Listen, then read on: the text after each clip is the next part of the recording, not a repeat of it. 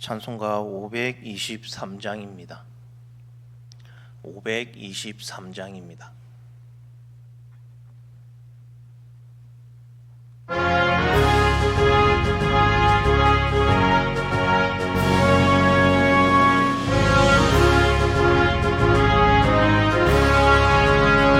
모든 제약길에서 목자 없는 양같이 모든 사람 기찾아 헤맨다.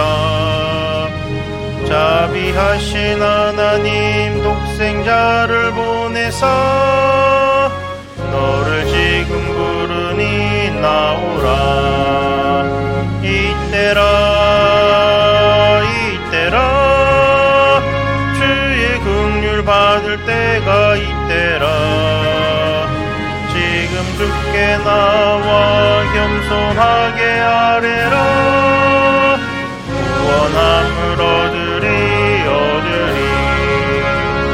험한 십자가 위에 달려 돌아가신 주 다시 살아나셨네. 기쁘다. 죄인 구원하실 때 어서 주께 나와 그 신 은혜 구하라 구하라. 이때라 주의 긍휼 받을 때가 이때라. 지금 주께 나와 겸손하게 아뢰라. 구원함을 얻으리. 주의 귀한 말씀에 영원 생명 있나니 주님 너를 용서해 주신다. 주가 부르실 때에 힘과 정성 다하여 주의 은혜 받으라 받으라. 이때라 주의 긍휼 받을 때가 이때라. 지금 주께 나와 겸손하게 아뢰라. 구원함을 얻으리. 세월 빨리 흐르고 세상 친구 가는데 너의 영혼 오늘 밤 떠나도 주의 구원 받으면 천국에서 영원히 주와 함께 살리라. 이때라 주의 긍휼 받을 때가 이때라. 지금 주께 나와 겸손하게 아뢰라. 구원함을 얻으리.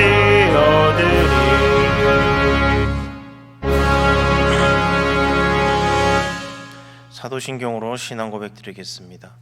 나는 전능하신 아버지 하나님 천지의 창조주를 믿습니다. 나는 그의 유일하신 아들 우리 주 예수 그리스도를 믿습니다.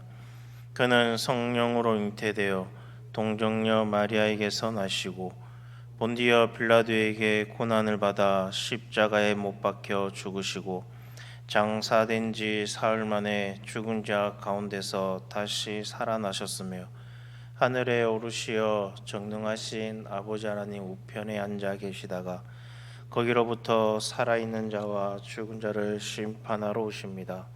나는 성령을 믿으며 거룩한 공교회와 성도의 교제와 죄를 용서받는 것과 몸의 부활과 영생을 믿습니다. 아멘. 오늘 보실 말씀은 열왕기하 9장 27절에서 37절까지 말씀입니다. 열왕기하 9장 27절에서 37절까지 말씀입니다.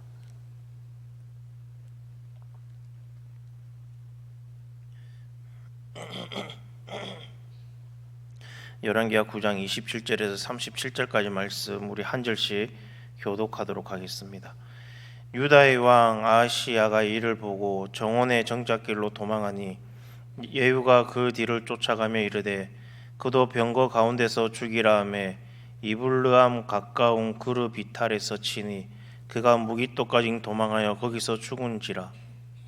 그의 신복들이 그를 병거에 싣고 예루살렘에 이르러 다윗 성에서 그들의 조상들과 함께 그의 묘실에 장사하니라. 아합의 아들 요람의 제 11년에 아시야가 유다 왕이 되었더라. 예후가 이스라엘을 오니 이세벨이 듣고 눈을 그리고 머리를 꾸미고 창에서 바라보다가 예후가 문에 들어오매 이르되 주인을 죽인 너 시므리여 평안하냐 하니 예후가 얼굴을 들어 창을 향하고 이르되 내 편에 될 자가 누구냐 하니 두어 내시가 예후를 내다보는지라. 이르되 그를 내려 던지라 하니 내려 던짐에 그의 피가 담과 말에게 튀더라. 예후가 그의 시체를 밟으니라. 예후가 들어가서 먹고 마시고 이르되 가서 이 저주받은 여자를 찾아 장사하라. 그는 왕의 딸이니라 하매 가서 장사하려 한즉 그 두 골과 발과 그의 손 외에는 찾지 못한지라. 돌아와서 전하니 예후가 이르되 이는 여호와께서 그 종 디셉 사람 엘리야를 통하여 말씀하신 바라. 이르시기를 이스라엘 토지에서 개들이 이세벨의 살을 먹은지라. 다 같이 읽겠습니다. 그 시체가 이스라엘 토지에서 거름같이 밭에 있으니라. 이것이 이세벨이라고 가리켜 말하지 못하게 되리라 하셨느니라 하였더라. 아멘. 계속해서 엘리사의 예언을 따라 예후는 아합 가문을 심판합니다. 어제 말씀은 북이스라엘의 요람에 이어 오늘은 남유다의 아시야와 아합의 아내 이세벨이 심판을 받아 죽임을 당하는 내용을 담고 있습니다. 먼저 27절에서 29절은 남유다의 왕 아시야의 심판이 나옵니다. 어제 말씀드린 대로 아시야는 아합 가문과 친척 관계였습니다. 정확하게 말하면 남유다의 왕 아시야는 당시 북이스라엘의 왕이었던 요람의 조카였습니다. 본래 아시야의 조부인 남유다의 왕 여호사밧은 하나님을 잘 경외하는 의로운 왕이었습니다. 그러나 그가 잘못한 것 한 가지가 있는데 그것은 바로 남북 간의 오랜 전쟁을 끝내고자 자기의 아들 요호람을 북이스라엘의 공주와 결혼을 시킨 것이었습니다.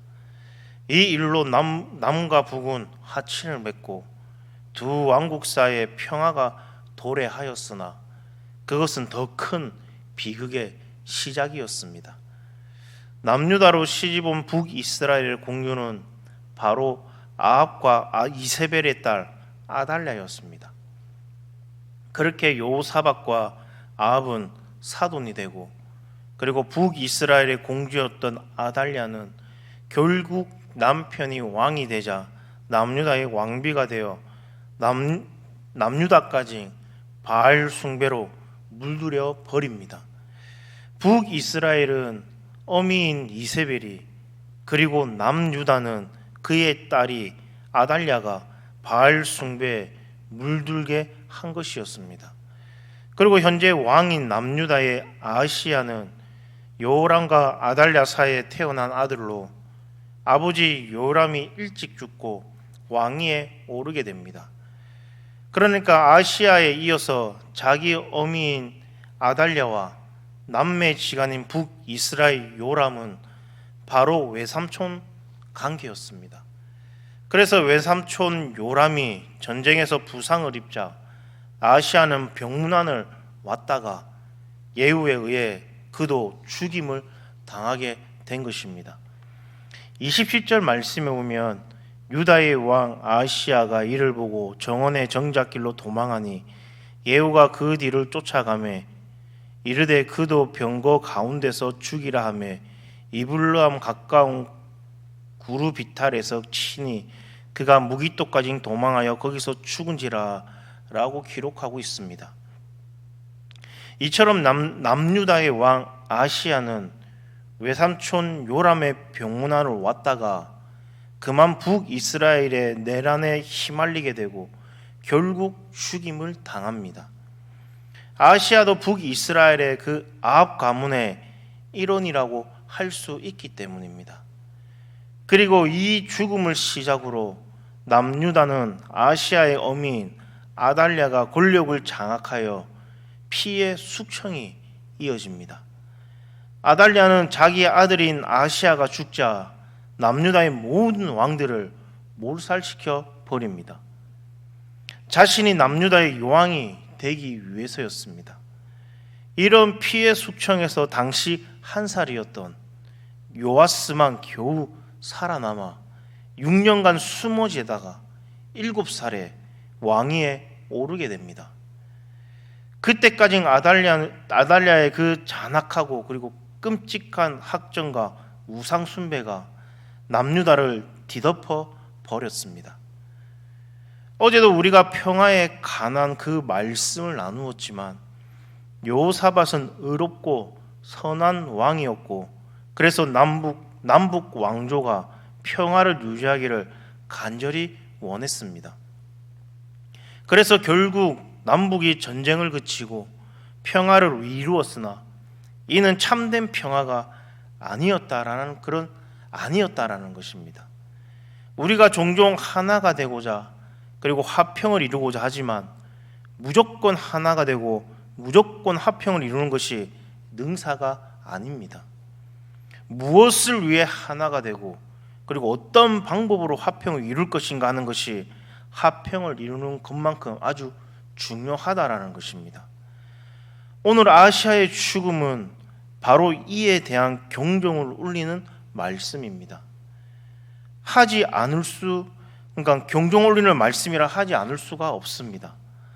아시아를 심판한 후에 예후는 이제 북이스라엘과 그리고 남유다를 바알 숭배로 물들인 그 원흉이라 할 수 있는 이세벨을 심판하러 갑니다.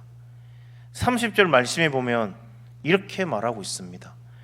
예후가 이스라엘에 오니 이세벨이 듣고 눈을 그리고 머리를 꾸미고 창에서 바라보다가 그 시각 이세벨은 예후가 자신을 죽이러 온다는 그 소식을 듣고서도 태연히 앉아 눈을 그리고 머리를 꾸미는 등 몸단장을 하고 있습니다. 이는 왕으로서 위엄을 잊지 않음으로써 예후를 제압하려는 의도였을 것입니다. 그리고 31절 말씀에 보면 그녀는 예후를 향해 이렇게 말을 합니다. 주인을 죽인 너 시므리여 평안하냐라고 묻습니다. 이세벨이 예후를 보고 시므리라고 한 것은 예후처럼 군대 장관으로서 왕위를 찬탈한 시므리를 상기한 말입니다. 열왕기상 16장에 보면 시므리는 그렇게 왕위를 차지합니다. 그러나 7일 만에 오므리에게 죽임을 당합니다. 그래서 예후 역시 시므리와 같은 꼴을 당할 것이다 라고 이세벨이 저주하고 있는 것입니다.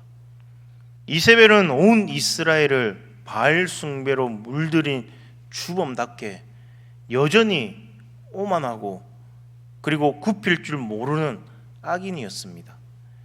곱게 얼굴을 단장하고 그리고 머리를 빗었지만 내면의 그 추악한 형상을 감출 수는 없었습니다.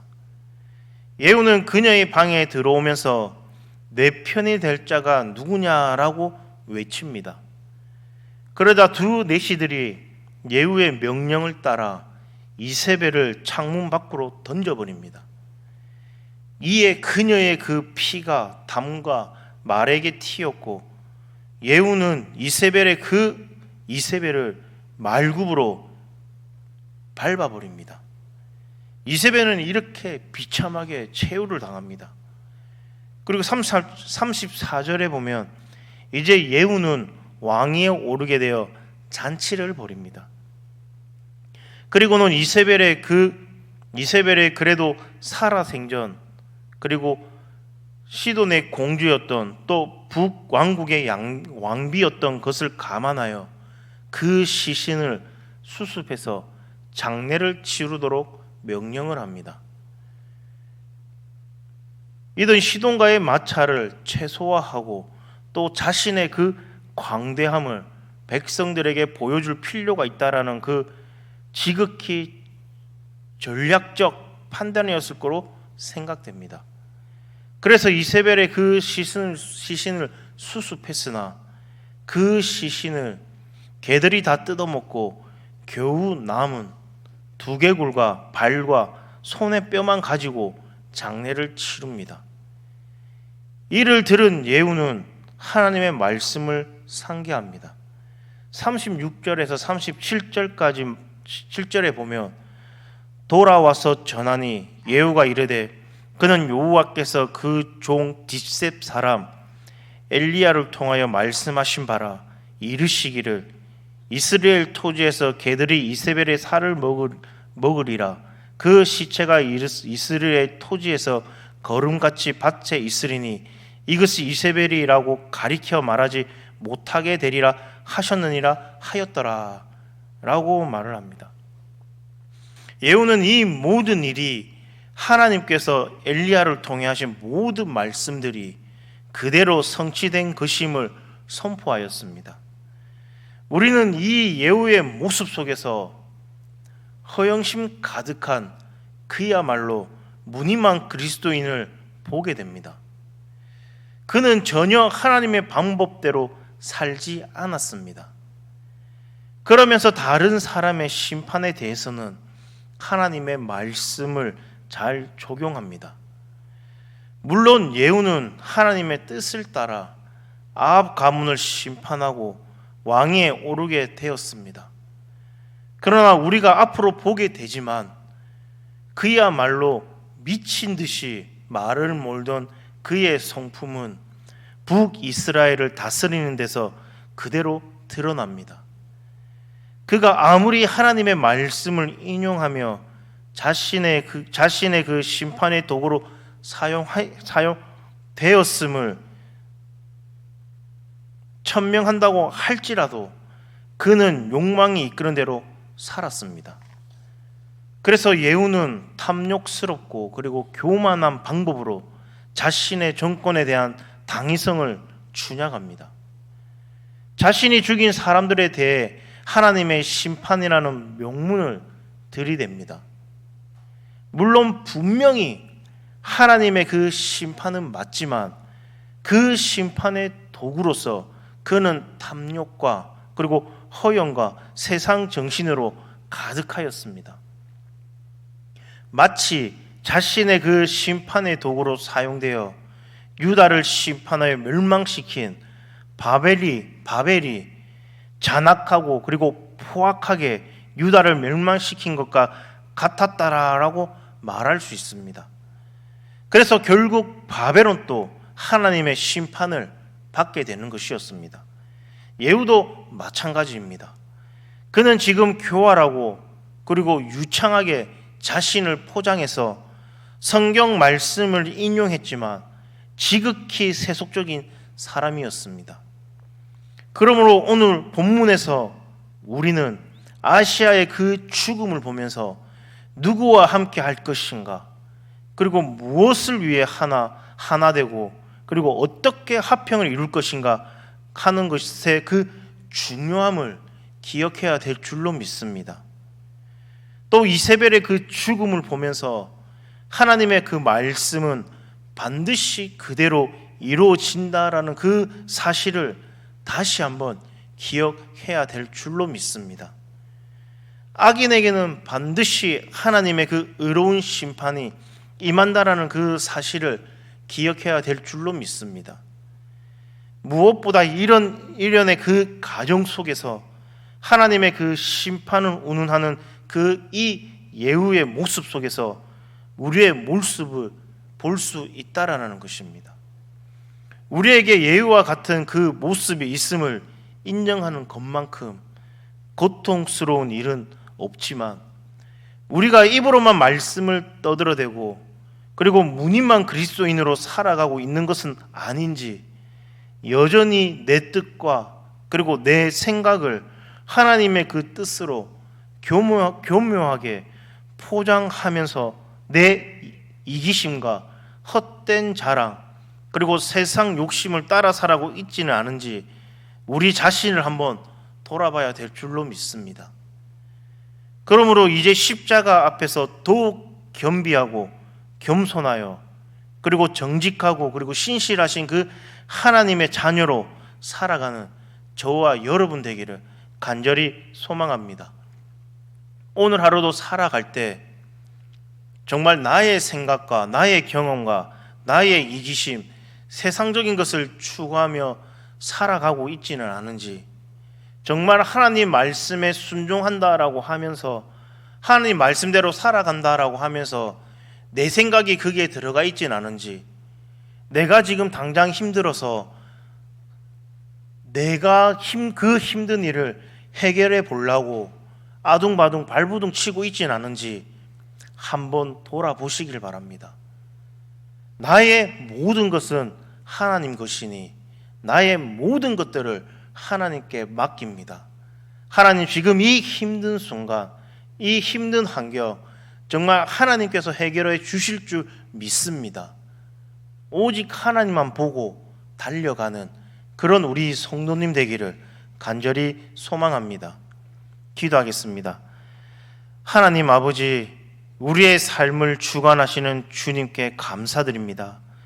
우리가 세상의 권력과 유혹에 빠지지 않게 하시고 항상 주님의 뜻을 따르는 겸손한 마음을 주시옵소서. 우리의 계획이 아닌 주님의 계획이 이루어지기를 간절히 기도하며 예상치 못한 방식으로 역사하시는 그 주님을 신뢰하게 한 인도하여 주시옵소서. 우리의 삶이 주님의 영광을 나타내는 도구가 되게 하나님 인도하여 주시옵소서. 이 모든 말씀 예수님 이름으로 기도드립니다. 아멘. 하늘에 계신 우리 아버지여, 이름이 거룩히 여김을 받으시오며 나라가 임하시오며 뜻이 하늘에서 이루어진 것 같이 땅에서도 이루어지이다. 오늘날 우리에게 일용할 양식을 주옵시고 우리가 우리에게 죄 지은 자를 사하여 준 것 같이 우리 죄를 사하여 주옵시고 우리를 시험에 들게 하지 마옵시며 다만 악에서 구하시옵소서. 대개 나라와 건세와 영광이 아버지께 영원히 있사옵나이다. 아멘. 우리 시간 기도하실 때 하나님